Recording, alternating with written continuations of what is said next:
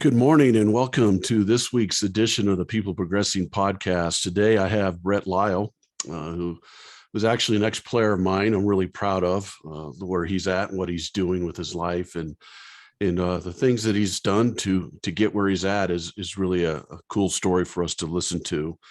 Brett, what I do with our guests is I just have them introduce themselves, kind of tell where you grew up, what you did as a kid, some of the things that shaped you as you grew up to where you are to where you're at now. So why don't you give us an idea of all of that?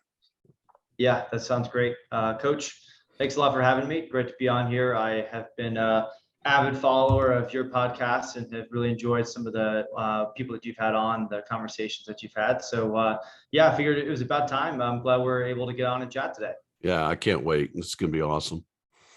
Good. So yeah, look, I born in Denver, Colorado, born and raised, moved to Highlands Ranch, where I went to high school, and met you in the ninth grade, moved kind of in sixth grade. And I remember the first time that I met you, I was a left-handed pitcher. I played in some travel teams, traveling the country on like the kind of recruiting circuit at an early age. And I met you, I was a very slender stick figure in ninth grade, walking into the gym and just trying to say, hey, look, I'm here for one reason, and that reason is to win and to make the team better.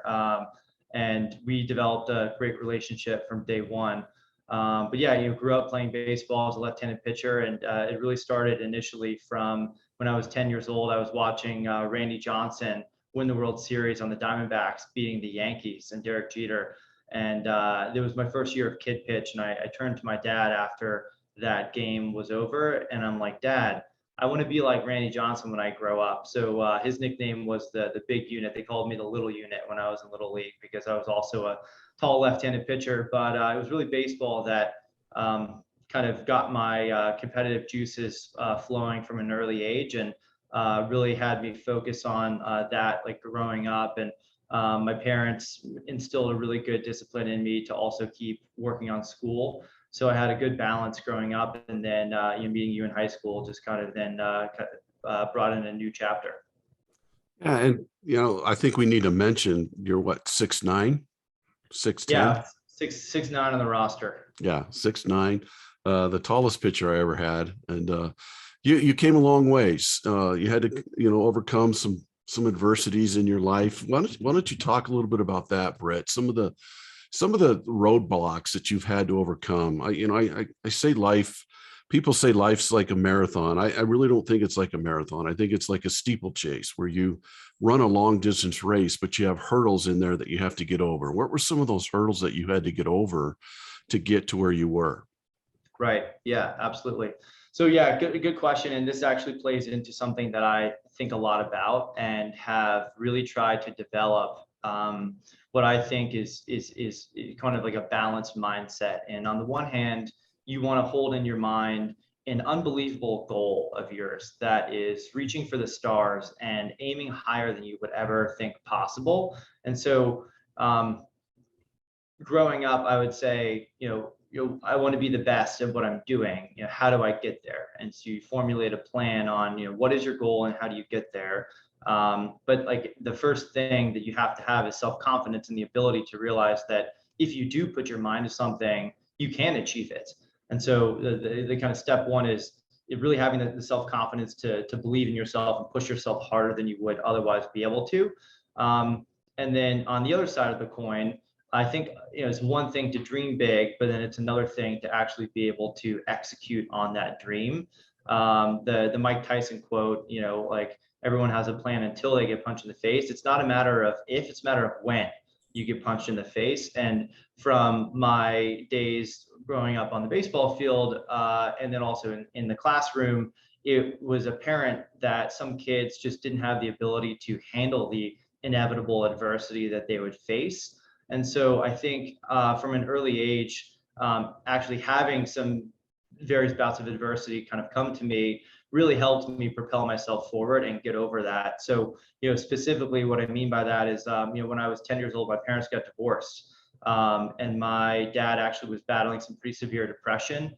And at an early age, I was 10, 11, 12 years old, having to really take kind of the role of the man of the house at my dad's house, taking care of my little brother. My mom was great, and we would spend a week with my mom, a week at my dad's house, going back and forth. But when we were at my dad's, it was really like he was battling such deep depression at that time that I had to really step up and do the chores and take the grocery list and get the stuff at the store. And it was kind of a different experience being a kid, kind of having to propel yourself into a leadership role. But that, I think, helped me get a better sense of care and an understanding of others when they're going through difficulties. No matter what you do, like they're having a difficulty, you need to help them through that. I guess it was a bit of an uncharacteristic upbringing where I was maybe propelled into more of a leadership and kind of more responsible role at an earlier age. But then, continued to progress. And then in high school, when I was playing for you, my goal was to be a professional pitcher and get recruited to play in college. And so I was really training hard for that, obviously. And then my sophomore year of high school, I partially tore my labrum. And the Colorado Rockies doctor said, "Brett, you need surgery. You're going to be out almost a year." And I said, "No, I'm trying to recruit for college. I can't take a year out and risk not doing that." So that bout of adversity actually really made me focus on saying, well, hey, you know what, Brett, if plan A of your goal of pitching in college as a baseball player is not going to play out, you better double down on school and really focus on your AP classes, focus on getting those good grades, get into a college on your own merits, completely academically without any baseball help. And then at the same time, I still wanted to chase that baseball dream and doubled my efforts on the training. And frankly, if I wouldn't have had that setback with my left arm, I don't know if I would have been able to train and ultimately get recruited to then end up playing in college, which I was very thankful and fortunate that I was able to do. It really gave me that extra step of motivation to really push myself forward ahead. And so, that was what I call a big blessing in disguise, and was fortunate enough to go to the University of Virginia. We were the #1 ranked country at the time when I got recruited. So I thought that was a really cool, special experience, and playing there was unbelievable. It was like having a full-time job where you are showing up, they're treating you as men. We treat everyone else as men. We are there to better ourselves, better each other, and also just better ourselves, not just as baseball players, but as men and as people, as eventual husbands, as eventual professionals in our careers. Learned a lot of just really amazing life skills that I think have really helped me along my professional journey since. So I played my first 3 years at UVA, and while learning the lesson that I had from high school, also really focusing on school as well. I was in the undergraduate business school there, knowing that I wanted to major in finance. It's kind of like the dual track in case baseball didn't work out. But obviously, baseball was still my #1 goal of still trying to make it pro. I was a 6'8", 6'9" left-handed pitcher, was throwing 91 miles an hour my freshman year. Had the potential to do really, really well. But then, of course, adversity sets in again. And I partially tore my UCL in my elbow, which is a ligament in your elbow, Tommy John surgery. It's kind of a common injury. Was fortunate enough to not have to have surgery, but it was a complete career-changing injury. And so by the time, basically the end of my 3rd year, we were the #1 ranked team in the country. We were going to Omaha to be in the national championship, and I couldn't pitch. I was hurt, and I had a decision to make of, do I want to continue to play my 4th year and try to make the pro dream still happen, or do I want to pivot and really focus on my professional potential outside of college and focus on school in my last year? And ultimately, I decided to forego baseball, which was a complete identity crisis for me. I was like, I had been Brett the baseball player my entire life, and then now I was just Brett. And all of my teammates got drafted. I was 1 of 8 in my class. 7 of the 8 of us got drafted. A couple in the 1st round. All of my best friends left after 3rd year. So my 4th year, I was just Brett the student. I had to make new friends. Was in very, very difficult classes.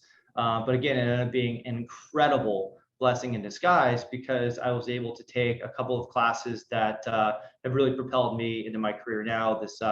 It was a hedge fund focused class taught by a hedge fund manager based in New York City that went to UVA, taught a class of just 6 people that you had applied to get in. I was also fortunate to live on the lawn my 4th year at UVA, which is a really special place, part of the university, and it kind of made like my whole college experience there for me. So it ended up being an amazing, amazing experience. I got great grades my 4th year and was able to then go into the professional world of working at Barclays doing investment banking, which is kind of like it's like the Army boot camp for finance. A lot of people, you graduate college majoring in finance, you go work for an investment banking firm, and it's like they throw you into the trenches. You're working 120-hour weeks. But I was like, hey, raise my hand, give me work, because I just wanted to learn. I wanted to cut my teeth and learn all the skill set that I needed. But ultimately, I knew that I wanted to move on and go into the hedge fund investing world because that was what was passionate to me. And so fortunately, I just worked really, really hard. I think I spent like 40 days and 40 nights in January during recruiting season, literally in the office, like not even leaving, and sure leaving to go home and to sleep, but doing my best to recruit. And then was fortunate enough to get a job at hedge fund after only 1 year at Barclays. And I left and entered the hedge fund world and was at a firm called Valinor for 4 years, where I learned an unbelievable amount, gained a lot of responsibility, moved up through the ranks there fairly quickly. And then, just when I think everything is going well, sure has it, adversity strikes. My dad passed away in December of 2018. He had esophageal cancer, which is actually one of the rarest, and not one of the rarest, but one of the most deadly types of cancer. Gastric, like stomach cancer, and esophageal cancer are 2 of the leading causes of cancer-related deaths. And so he just was given, unfortunately, a poor prognosis. And he was with us for about 1.5 years from initial diagnosis to when he passed. But just having that, I mean, it was on the one hand, it was very easy for me to say, why me? Why, and feel sorry for myself and just really, really get down.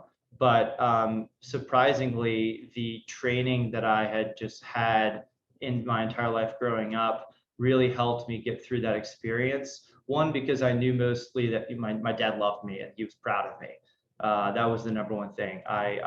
He gave me every opportunity I ever could have asked.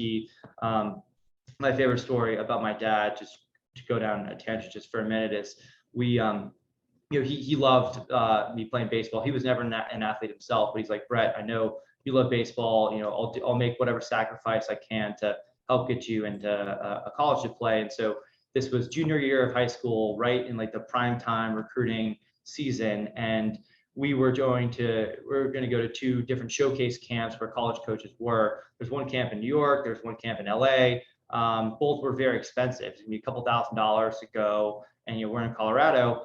And I'm like, Dad, these are too expensive. Let's just go to one. And he's like, Brett, are there gonna be coaches at both of the camps that need to see you? I go, well, yeah. And so the one that we were initially not going to go to, that he, offered us to go to, one of them was the one in New York. Turns out the coach of University of Virginia was there, and that's where they saw me. Mm-hmm. So without his generosity and his passion to help me, and give back and really, try to do everything that he could to help me achieve my full potential, I wouldn't be sitting here where I am today. So that kind of dose of generosity just really, really stuck with me.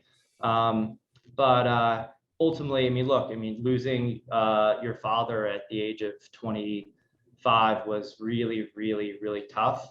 But what got me through it was actually a realization that I had actually in high school, where I realized if something happens to you that you cannot change, there's no use in getting immensely upset and yelling and getting all sorts of emotions if you can't change it, because no matter what you do, it won't change the outcome. I had that realization. I was sitting at a red light, running late to class, and there were 2 cars in front of me, and I'm parked there. I'm waiting for the red light to turn to green. I'm late. I'm honking my horn. I'm yelling, "Go! I'm late!" And I realized I'm red in the face, and nothing that I did was going to change the light green or make the two cars in front of me go. And it was kind of there that clicked. And so, I mean, look, for morning, I mean, we had an amazing celebration for my dad, and I still think about him almost every day. But it helped me not feel too bad about myself and feel any self like wallow or pity, because I realized I couldn't change the outcome. And so it just completely changed my perspective to being one of happiness and thankfulness that I had all the time that I had with him, 25 amazing years. He took such great care of me. I took good care of him, and it was an incredible relationship. So that was some adversity that I think I've taken forward of like, look, I try to wake up every day still trying to make him proud, and that is something that I carry forward still through to today. And then I guess maybe the last kind of more recent bout of adversity was then in COVID, like depths of COVID, June of 2020, I had been at Valor, the hedge fund that I had started at for 4 years, and things were going well. And kind of a bit of a surprise, the founder of the firm kind of decided he wanted to step away. And so he closed up shop, closed the firm. And so I was without a job in the depths of COVID, which was a scary time for a lot of people. And I was upset because I was planning on, continuing to move up the ranks there and hopefully continue to do well. But I feel like I utilized the training and kind of thought process that I had been developing my whole life. I'm like, all right, well, let's immediately hit the recruiting trail and see what else I can get. And ultimately, this also ended up being a huge blessing in disguise of I was able to recruit and get a job at the current firm that I'm at now called Adam Capital, another hedge fund, where I was able to make partner and managing director at age 27 in September of 2020. And I've been here now for 2 years, and that was a very fortunate kind of career move. And in 2021, my first full year at the firm, when I was 28, I was the top performer at the firm here, where I was able to create and actually a lot of economic and social value for our investors, because the investors in our fund are kind of pension funds and endowments and children's hospital networks, where if I can generate some returns for them, they now have more money to provide more child health care to the people in their network. So kind of like in summary, I've realized that the setbacks in life, there's two ways to view them. You can fold up and have a fixed mindset and realize that you cannot overcome these things, or you can view them as opportunities to move past, work harder, and reframe your mindset to say, this is an opportunity for me to get better myself and have a better chance at being more successful in the future. So, without adversity, I don't think that we would have as much motivation and forward drive. So, I welcome adversity, and I try my best in some of my mentoring of college students that I do here in New York to help them view that similarly. So I want to go all the way back. There's a great explanation of some of the things that you've been through. I want to go back to when you were 10, and you said that your mom and dad got divorced, strike one. Your dad has severe depression, strike two, and you have to kind of take care of your brother and your dad, kind of strike three. What made you, I have a saying that you can be bitter or you can be better. I shouldn't say most, a lot of people would really get bitter from that situation, especially at 10 years old. What do you think it was that helped you get better from that? What was the one thing or the couple things that you said at 10 years old that said, you know what, I just got to do this and I'm going to get better from it? Or, you really easily could have been really bitter and things could have gone downhill at school. Things could have gone downhill in your social life. Things could have gone downhill in athletic life, but you kind of use that as fuel for your fire. What do you think What do you think it was that made you do that? Yeah, I think it was a kind of an innate feeling that I didn't want to be mediocre. I didn't want to lose. I didn't want to roll over. I wanted to push forward and succeed and do what I could to elevate my circumstances and help others around me. Because I saw, it was hard on my brother. I saw how hard it was on my dad. And I wanted to make myself better so that I could help them make, feel better and help all of us together. And I think it's if there's like, one of the kind of like the burning kind of fires under me is just this competitive spirit where I hate to lose. Whatever I put my mindset to, I want to try to learn and get better at. And in this case, it's like, taking care of my family. It's very, very important. So it was kind of just like, I don't like the current seat that I'm in. I don't like this current environment. And so this is something that I can change. If I push forward, like, let me do everything that I can to better myself and then hopefully better others around me, because it is something that we can change. And I think it's hugely important what you're bringing up here, because I say the greatest power we have as humans is the power of choice.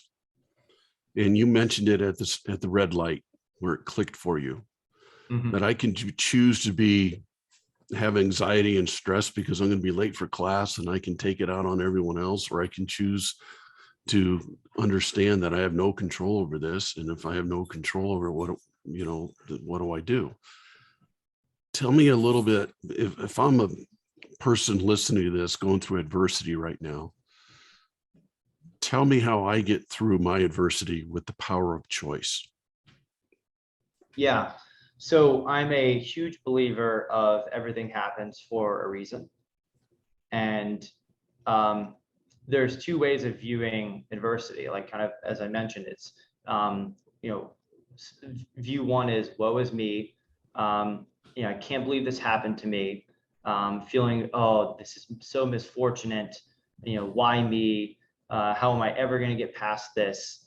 Kind of feelings of despair, helplessness, moping around, and a feeling that you cannot change the outcome. I think that's natural for almost every human to feel initially. Yeah, I agree. That is why I think adversity is such a daunting thing for people, because our human nature is to feel all of those emotions when something bad happens. Like, I don't like when things that I don't like happen to me, but it's all about how you perceive them. It's not about what happens to you. It's about how you react to it. And so through my own experience and through seeing others professionally and teammates and classmates do this successfully and unsuccessfully, I'm a huge believer in it's exactly as you mentioned. It's the power of choice. It's how you react, how you want to perceive it. And so I would reframe when adversity happens to number one, was there anything that I did in hindsight that kind of brought on this outcome? From a process perspective, focusing on the inputs, like, is there something that I did that caused me to be in this situation? Did I make a mistake here? Did I err? Did I overlook something? What mistake did I make?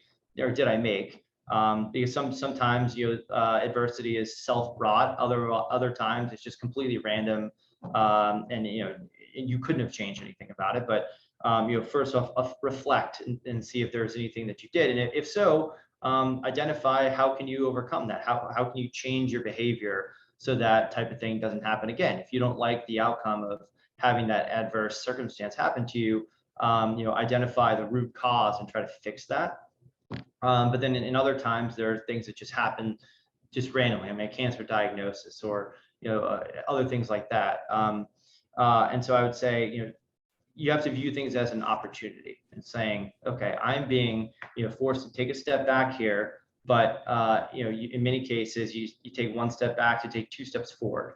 How can I use this as an opportunity to put fuel under my butt to work harder? Was I maybe in a slump before, and now I need to have some more fuel, in my fire to do a better job. It's really just reframing, saying not it's my fault, not oh, like why me, why me, why me. It's how can I actually get better from this, and most importantly, having the self-confidence and belief in yourself that you can get over it. I think that's beautiful the way you describe that. And hopefully that helps people understand the difference between life is opportunity and life is an obligation. I think Yes. too many of us get in a position where we face adversity and, like you said, woe is me and those kind of things. And all of a sudden life becomes a very much an obligation to us. You have chosen to choose the other side of an opportunity. Every adversity that you mentioned before, you turned into an opportunity. And it wasn't always easy to do that. How did you push yourself through some of those things? Like, you had a dream to be a professional baseball player. That dream was basically taken from you from an injury. You had to give that up. You said your identity was Brett the baseball player. I've been through that exact same scenario. How did you get over that hurdle, per se, to get past Brett the baseball player? Now I'm Brett the business guy, or I'm Brett the financial guy. How did you do that? Yeah, I mean, I think it's kind of a culmination of things. It's like, well, if you are talking to your parents, after your year-end review and in your job, and you're saying, "Hey, mom, I didn't get good marks because I didn't do so well," or you're telling them about your test scores, or you're telling someone close to you or that you look up to how you did, how you performed. How do you want that conversation to go? Do you want to have good things to report or bad things to report? It's like, you take some personal sense of pride, but it's also, I don't want to let the people down that have helped me along my way. I mean, when I talk to you, Coach White, I don't want to have a bad update for you. I want to have a good update for you. Mm-hmm. And when I think about my future ahead, hopefully I aspire to have a family and raise kids, and be able to be a great father to them and husband to my future wife. And I want to have good things to provide them. And so for me, like, failure is not an option. Like, we are going to fail, we are going to fail, we are going to fail, but ultimate failure, which in my mind is not continuing to knock on a door when you can break through it, but you're having a hard time doing so, and you step away from that opportunity, even though it's the right thing, because you don't have enough muster and enough willingness and courage to keep going because you're in a slump, you're dejected from it. I think just having the perseverance to try and try again, and ultimately, like, at some point, like, if I said, "Hey, Coach White, I want to go be a professional, at some like obscure sport, archery, maybe I'll be good, maybe I won't be." It's not going to be, you're not going to be perfect at everything that you do, and that's okay. But I think it's just the overall perseverance on, like, having the continued drive to improve, not get discouraged when you are facing difficulties, and probably most importantly, asking for help. We can't do this on our own. I need coaches. Like, I love catching up with you, Coach White, because you've been my coach since I was a freshman year in high school, and have coached me in baseball, have coached me in life. People need help, and, like, asking for that help, getting the proper instruction and thought process and inputs into their swing. I mean, and take the golf swing, or take a baseball swing, or a pitching throw, as an example. It's a very mechanical type of process where you need to put your body in a certain set of positions in order to do it successfully. And without proper coaching and the proper repetition and practice, you're not going to be able to do it successfully. And I think a lot of jobs are similar to that as well, where people might just come into it, say, "Oh yeah, I'll do it my way, I'll do it my way," and they're a little stubborn, a little hard-nosed, and they're not open-minded to take in other recommendations. And so it's kind of a combination of all of these things, of just, a really intense desire to get better, If you don't like your current circumstances, keep working harder, work harder than the other guy next to you, and be open-minded to try to get help along that way. And I think this is important too with your story, Brett, is you're 10 years old, like we said, and you went through that adversity as a 10-year-old. Then you got into high school and you had a shoulder problem. You had to get through that adversity. Then you get into college, the college of your dream, academically and athletically, and you have another injury. Here's my point to all you get a dream job and the guy decides to shut down his firm. All those things happen to you. What gave you, and I think this is important for people to understand too, the confidence in yourself to overcome all of that? Because I think when you talk about overcoming all that adversity and having that mindset of I got to get better, I got to get better, what gave you the confidence in yourself to do that, to think I need to get better, to think this is how I'm going to get better, to choose that? Because a lot of people don't have the self-confidence in themselves to make that decision. Yeah, I mean, think about it on like a decision tree of like, okay, scenario A, I'm unemployed right now. I could stay unemployed, or I could, change industries, go to a different type of career. And if I pursue that outcome, like it's, for every action, there's a reaction. And so, I could feel sorry for myself, stay unemployed for a while. Well, if I do that, I can only be unemployed for so long before I run out of money and can't support myself. So that's ultimately not sustainable. I could try to do an easier job or an easier career that is less intense, less stressful, fewer hours. But what I personally find that fulfilling, and in line with achieving kind of like the overall like broader objectives that I have kind of for my life. Like I said, I want to be able to support my kids, would love to send both of them to college that I can pay for them rather than having student debt, or that's like an objective of mine. My dad paid for my college, and I was fortunate enough to get a scholarship for baseball that like helped a lot. And then academically, fourth year, I got a kind of a UVA student athlete scholarship after I wasn't playing baseball. That was a nice award. If my kids can't get scholarships, like I would love to pay for their college. Like that's just one objective of mine. So it's like going down that decision tree of what actions will I take today and in the near future, are those in line with the broader life goals that I have? And I think everyone is going to take a step back and mope around and feel sorry for themselves when things happen poorly that they don't like, and that's just human nature. I mean, I do that, but the key is catching yourself and saying, you know what, no, you need to get back on track and move forward on the areas that like you're really working towards. And that gets back to really having just high lofty goals for yourself that arguably might seem unachievable at the beginning of the process, but if you methodically lay these steps out from kind of A to Z on where you're going to try to go, like, okay, if I'm going to have a college fund for my students, what do I need for my future kids, where, maybe it's 30 years from now, however many, 20, 30 years from now that they go to college, what do I have to do now to get there? Kind of working backwards. So it's ultimately, I think, a bit of self-confidence and self-loving. You have to love yourself. You have to feel confident about who you are. And I know, this is a bit of a tangent also, but just in today's social media age and kind of how people are, able to talk about each other on social media, there's a lot of hate and there's a lot of, speech that is not nice.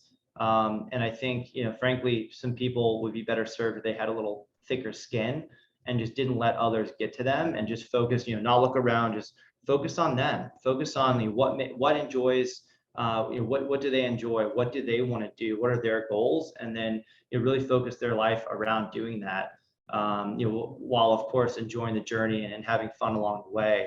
But I mean, ultimately, to answer your question, I think it's a combination of just like loving yourself, having self-confidence, and not letting yourself down. I mean, the ultimate test is when you look at yourself in the mirror, are you happy with yourself? Mm-hmm.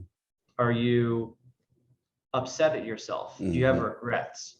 And the thing that I personally can't stand is if I look at myself and I say, you know what, I missed that opportunity. I missed it, for whatever reason. I can't stand that. I can't. I look at myself in the mirror and I want to smile. I want to say, good job. Pat yourself on the back Mhm. because you did the right call. You busted your butt. You worked harder than the other guys next to you and it paid off. So it's ultimately what, when you look at yourself in the mirror, what do you see? And if you don't like what you see, do something about it. Yeah, and that's the fear regret. Yes. And I'm going to go back and kind of timeline this again. I know we're diving a lot into this today, but it's so interesting to me. Um, when you were 10 and that stuff happened to you, you overcame it. That that was building confidence in yourself. You got to high school, had a shoulder problem, you overcame it. That builds confidence in yourself. You start focusing really hard on school, you get straight A's, you start building confidence. Basically, what I'm getting at here is everything that you've done when you've overcome adversity because of your mindset, because of your challenging yourself, it's just added to your self-confidence. Mm-hmm. Because again, a lot of people in your situations, when I'm in my dream job and the guy shuts the firm down, would have been woe's me for a long time there. Would have been searching, would have been, but your confidence in yourself and your confidence in your abilities because of you proving to yourself Mm-hmm. all those years before that you can overcome adversity, and you've proven that to yourself, Mm-hmm. is giving you the confidence to get through that. Would you agree with Yeah. that? Yes, absolutely. I think, yeah, completely. Um, One thing is, yeah. So it's kind of the concept of when you face challenges, there are some things that are going to suck, whether, it's life related or, in baseball, you're doing conditioning. At UVA, we had these things called 300s at 6:30 a.m. in the morning. Every Wednesday in the fall, we had to run 9 300-yard sprints in under 55 seconds with a 30-second break. And it's the hardest thing I've ever done. And in the moment, it's like you're not even thinking. Your Yeah. body is like mustering everything it possibly can do. You're putting aside all the pain, trying to get through it. But after you finish that, despite all of the pain, you're like, wow, I was capable of doing that. I was capable of putting my mind out of the picture and the self-doubt and all of the feelings of pain that said no. And I was able to convince my body to do and say yes. And remembering those difficulties that you achieved, keeping those in the back of your mind to then when the next thing comes that is challenging for you, you think back to those things that you already have overcome. So then hopefully the next one becomes easier and you build on those successes that you've had of overcoming those. I think that is a really, really, really important thing. And a quote that I actually really like, I have this written down on a sticky note by my computer at my desk, is from Winston Churchill in The Depths of World War II. He goes, success consists of moving from failure to failure Mhm. without losing optimism. Mhm. Mhm. And I think that is so relevant to just our day-to-day lives and anything that someone is striving for. You are going to fail. Absolutely. Fail, fail, fail, fail. But you cannot lose your ultimate goal and passion to keep driving forward, because then that's when you fail. If you stop and quit when the hour is the darkest, you failed yourself. And in my experience, when it feels the most difficult, that's actually the time to really lean in and give yourself that extra push. And then you never know, because you're going uphill, you might just be right over the crest, and then you're downhill and you've achieved it. You reached the summit, and then now you have that leverage to move forward and use to the next experience. And there's no doubt about that. And I even want to add a little bit to that. The 300s that you guys had to run, just the challenge of getting up at 6 o'clock in the morning or 6:30 in the morning and going Mm-hmm. out and running them is a confidence builder. even if maybe the first 5 times you didn't make it under the time or whatever, but just the simple fact of you getting up and accepting and going for that challenge is a confidence builder. And I think that's huge. I think it's gigantic for people to understand that also gives you confidence in yourself.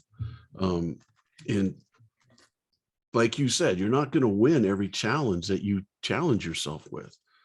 But the simple fact of going and getting after that challenge itself and not backing away from the challenge builds confidence in you. I think that's an important thing to understand as well. Man, this is awesome. There's a lot of people out there listening to this who are in the same situations, who everyone who's going through different life's challenges and so forth. And listening to how you have dealt with them is really interesting and shows everyone why you're where you're at and the success that you've had. Now, to go along with my book, I ask every one of my guests on my show these 3 questions. What is your purpose in life? I would say my purpose in life is to show others that it is possible to elevate your circumstances by outworking others, being determined and persistent, and that it is capable, you are capable of overcoming adversity and helping others along the way to have as broad of impact as possible. One of my life goals is to be able to help people through these types of challenges, because I think it's a make or break in people's lives and careers of whether they get back up after they get pushed down. So many success stories you hear of professional athletes, CEOs of companies had these make or break moments, and they are where they are because they got up. And if I can help, a high school or college kid realize that hey, after getting a C on an econ test, that it's actually possible to get up from there. My first grade in college was a C on an econ test. I've never gotten a C in my life, and I'm like, holy crap, this college is crazy. How hard is this? And so I was like, well, I could just say, well, you know what, this whole college thing isn't really for me. Or what I did was I said, okay, let's study harder and try to get better. But no, I think my purpose, I would say, I have a passion to really mentor people, and I'm a part of an organization called the 100K Mentor Challenge that connects like young professionals with students in college that are trying to figure out what they want to do professionally and in college. And I have mentor relationships with these mentees where we talk pretty often and just like get a sense for, hey, how can I help you? Like, what are you struggling with? It's been really interesting to see some of these kids open their minds on like, hey, what actually is possible, and when something goes wrong, how to overcome that adversity. So that's a long-winded purpose, but I am passionate about it. Yeah, that's my next question. What's your passion? Yeah, I mean, ultimately helping others, helping others achieve their full potential. And through that, I have this working thesis that I'm kind of progressing on as part of my multi-decade forward life plan on being able to find a system where I can help, where I can reach a lot of people, where I can help them reach their full potential. And through reaching full potential, odds are you're going to have a greater impact on those around you. And odds are you'll have more influence, you'll be better educated, you'll have more means to be able to help others and donate to charity and help causes that you care about. So it's like, you deal with adversity personally, and you overcome it. So helping people overcome that then leads to a more successful person in general, who can help more people broadly. And then, there are some people that, take cancer patients. That's a lot of adversity, and those people need a lot of help, not just from themselves. They can't cure cancer internally. They need doctors, they need medicine. And so I'm a board member of an organization in New York City called the DeGregorio Family Foundation that researches cures for esophageal and stomach cancers that my dad had. And so basically being able to give back to this organization and a few other organizations to ultimately try to improve various people that are or have felt various levels of adversity. So I'm kind of, and I have a couple of ideas for like apps that are, kind of coaching related, and an app that would be a more seamless way of giving and donating to charity and finding charities that you care about in a way of ultimately, being able to help as many people as possible and help those around those people as well, and like a ultimate flywheel effect that hopefully could spin up and be pretty powerful. Pretty awesome. So I say your purpose equals your passion, and your passion equals your purpose, and you just proved that. And what holds it together is your perspective. So we lose our perspective sometimes when things come at us, and think that, I lose my job. All of a sudden my perspective might change and might get out, which causes me to get out of my purpose and passion and so forth. So ultimately, what is your perspective on life to help you stay in your purpose and passion?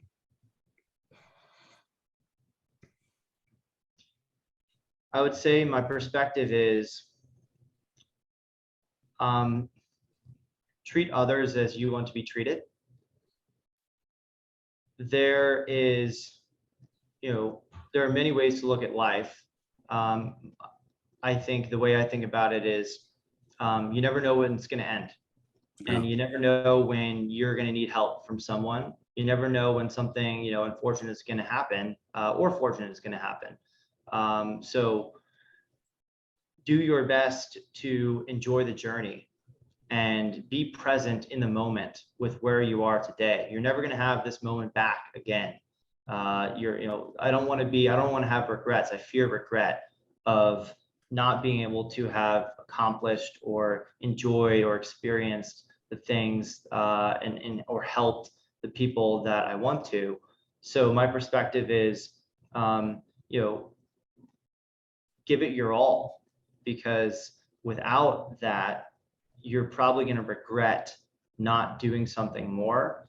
And fearing regret is ultimately one of my biggest fears. Hashtag fear regret. Been saying that for years. I love it. This has been great, Brett.